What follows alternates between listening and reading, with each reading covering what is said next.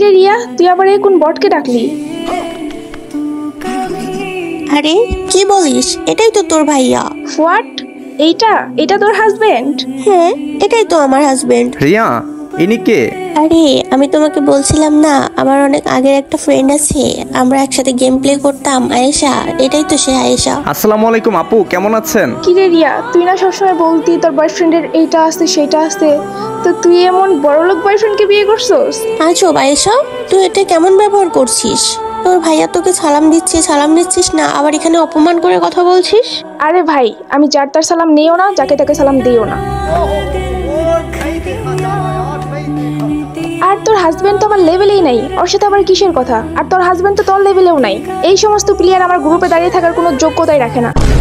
High অবস্থা, এই মেয়েটা জানেই না আমি কে। আমি আমার বট আইডিতে বলে এই মেয়েটা যাতা বলে আমাকে অপমান করে গ্রুপ থেকে কিক দিয়ে বের করে দিল। ইনশাআল্লাহ এর রিভেন্স অবশ্যই না হবে, আমার বিবেস আইডিটা ঠিক হবে।